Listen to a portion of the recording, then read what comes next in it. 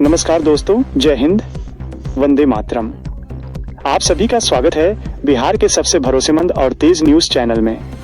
दोस्तों, आज हम बात करने वाले हैं बिहार की उन बड़ी खबरों की जो सीधे तौर पर किसानों, गरीबों, मजदूरों, बेरोजगार युवाओं और हमारी माताओं बहनों से जुड़ी हुई हैं। आज बिहार के लिए वाकई एक खास दिन माना जा रहा है, क्योंकि राज्य सरकार भ्रष्टाचार, गरीबी, भुखमरी और बुनियादी सुविधाओं की कमी जैसे मुद्दों पर कई अहम फैसलों की तैयारी कर रही है।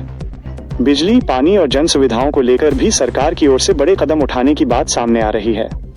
दोस्तों, इस वीडियो में हम आपको बताएंगे कि पीएम किसान सम्मान निधि की अगली किस्त कब जारी हो सकती है और साथ ही बिहार में आज से लागू होने वाले 15 से 20 नए नियम कौन कौन से हैं, जिनकी जानकारी हर नागरिक के लिए बेहद जरूरी है। इसके अलावा हम आपको बताएंगे पेट्रोल और डीजल के ताजा दाम, सोना चांदी के आज के भाव और बिहार के मौसम का पूरा अपडेट। साथ ही आज की उन तमाम सरकारी घोषणाओं और बड़ी खबरों पर भी चर्चा करेंगे जिनका सीधा असर आम जनता की जिंदगी पर पड़ने वाला है। अगर आप बिहार से हैं तो इस चैनल को सब्सक्राइब करना न भूलें, ताकि आपको बिहार की हर बड़ी खबर और सरकार की योजनाओं से जुड़ी सही जानकारी सबसे पहले मिलती रहे। दोस्तों, कई बार जानकारी के अभाव में लोग सरकारी योजनाओं का पूरा लाभ नहीं उठा पाते। इसीलिए आज हम आपको हर नियम और हर अपडेट आसान भाषा में एक एक करके समझाएंगे, ताकि आपको ये साफ पता चल सके कि कौन सा नियम आप पर लागू होता है और कौन सा नहीं। तो दोस्तों, अपने फायदे की इन जरूरी खबरों को जानने के लिए वीडियो को अंत तक जरूर देखिए। चलिए अब शुरुआत करते हैं आज की बिहार की सबसे बड़ी और अहम खबरों के साथ। मुख्यमंत्री महिला रोजगार योजना का बड़ा विस्तार। गणतंत्र दिवस के मौके पर बिहार सरकार ने महिलाओं के लिए बड़ी सौगात दी है। मुख्यमंत्री महिला रोजगार योजना के तहत अब पात्र महिलाओं को पहले 10,000 रुपए की शुरुआती सहायता मिलेगी और इसके बाद 2 लाख रुपए तक का ब्याज मुक्त ऋण दिया जाएगा। इसका उद्देश्य महिलाओं को स्वरोजगार के लिए प्रेरित करना है। जीविका दीदियों के माध्यम से सिलाई, अचार निर्माण और हस्तशिल्प जैसे कामों के लिए विशेष प्रशिक्षण शिविर भी लगाए जा रहे हैं। किसानों के लिए कृषि सखी और जैविक खेती योजना। बिहार सरकार ने 11 ब्लॉकों में कृषि सखी योजना को मंजूरी दी है। इसके तहत महिला कृषि सखियों को हर महीने 5,000 रुपए मानदेय दिया जाएगा। ये सखियां गांव-गांव जाकर किसानों को जैविक और प्राकृतिक खेती के लिए प्रेरित करेंगी। साथ ही किसानों को कृषि यंत्र बैंक खोलने के लिए 8 लाख रुपए तक की सब्सिडी भी दी जा रही है, जिससे खेती की लागत कम होगी और उत्पादन बढ़ेगा।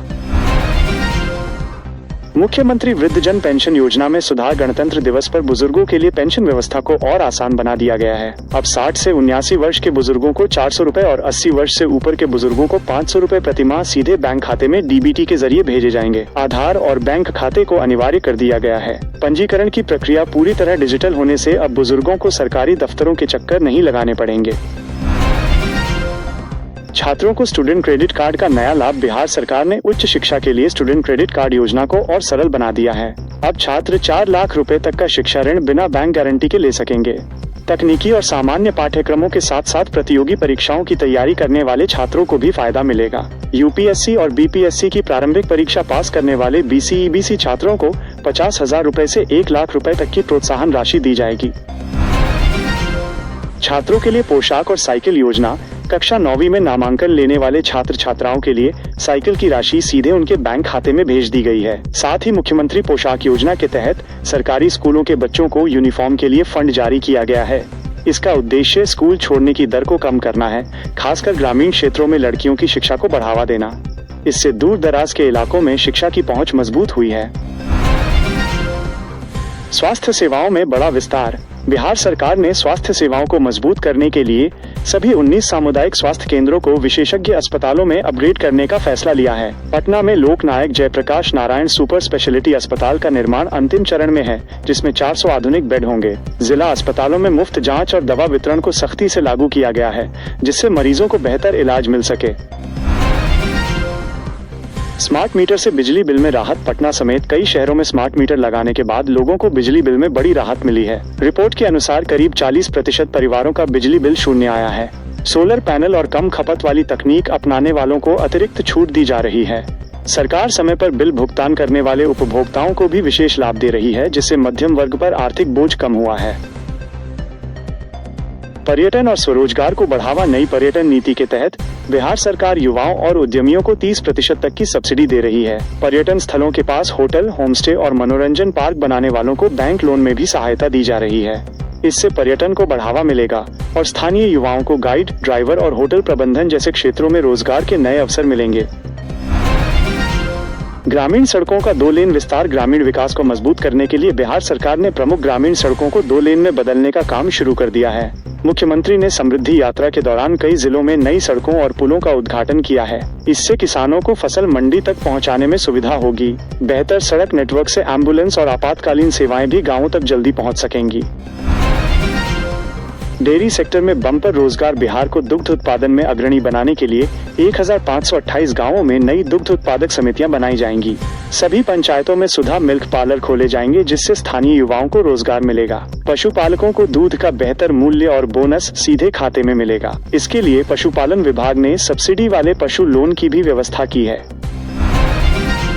गंगा नदी पर नए पुलों से यातायात आसान। पटना में कच्ची दरगाह बिदुपुर 6 लेन पुल का निर्माण तेजी से चल रहा है। वहीं बख्तियारपुर ताजपुर पुल परियोजना की भी समीक्षा की गई है। इन पुलों के बन जाने से उत्तर और दक्षिण बिहार की दूरी कम होगी, जाम की समस्या से राहत मिलेगी और व्यापारिक गतिविधियों में तेजी आएगी, जिससे रोजमर्रा की चीजों की कीमतों में भी कमी आने की उम्मीद है। मखाना उत्पादन को मिलेगा बड़ा बढ़ावा। बिहार सरकार ने मखाना उत्पादन को बढ़ावा देने के लिए नई इंसेंटिव कॉर्पोरेशन की स्थापना की है। इसके तहत मखाना किसानों को बेहतर दाम, प्रोसेसिंग यूनिट और मार्केटिंग की सुविधा दी जाएगी। सरकार का लक्ष्य बिहार के मखाना को अंतर्राष्ट्रीय बाजार तक पहुंचाना है। इससे मिथिला और सीमांचल क्षेत्रों के हजारों किसानों की आमदनी बढ़ेगी और बिहार को व्हाइट गोल्ड के रूप में नई पहचान मिलेगी। मछली पालन को प्रोत्साहन। किसानों को अनुदान। राज्य सरकार ने मछली पालन को बढ़ावा देने के लिए विशेष योजना लागू की है। इसके तहत किसानों को मछली बीज, चारा और तालाबों के सौंदर्यीकरण के लिए अनुदान दिया जा रहा है। प्रशिक्षण कार्यक्रमों के माध्यम से आधुनिक तकनीक सिखाई जा रही है। इस योजना से ग्रामीण युवाओं को स्वरोजगार मिलेगा और राज्य में मछली उत्पादन बढ़ने से किसानों की आय में स्थायी वृद्धि होगी। बिहार में बनेगी आधुनिक एजुकेशन सिटी। छात्रों के लिए बिहार सरकार एक अत्याधुनिक एजुकेशन सिटी विकसित करने की योजना पर काम कर रही है। यहाँ स्कूल, कॉलेज, कोचिंग संस्थान और छात्रावास की विश्वस्तरीय सुविधाएं उपलब्ध होंगी। इसका उद्देश्य बिहार के छात्रों को उच्च शिक्षा के लिए दूसरे राज्यों में जाने से रोकना है। एजुकेशन सिटी बनने से शिक्षा के क्षेत्र में निवेश बढ़ेगा और स्थानीय युवाओं को रोजगार मिलेगा। बंद पड़ी चीनी मिलें फिर होंगी शुरू। बिहार सरकार ने वर्षों से बंद पड़ी चीनी मिलों को दोबारा शुरू करने की घोषणा की है। इससे गन्ना किसानों को अपनी फसल का सही मूल्य मिलेगा और हजारों मजदूरों को रोजगार मिलेगा। सरकार निजी निवेश और सार्वजनिक भागीदारी मॉडल पर काम कर रही है। चीनी मिलें चालू होने से ग्रामीण अर्थव्यवस्था मजबूत होगी और संबंधित उद्योगों को भी बढ़ावा मिलेगा। महिलाओं की सुरक्षा के लिए पिंक बस सेवा। पटना समेत बड़े शहरों में महिलाओं की सुरक्षा को ध्यान में रखते हुए पिंक बस सेवा शुरू की गई है। इन बसों का संचालन पूरी तरह महिला स्टाफ द्वारा किया जाएगा। इसका उद्देश्य महिलाओं को सुरक्षित और आत्मनिर्भर यात्रा सुविधा देना है।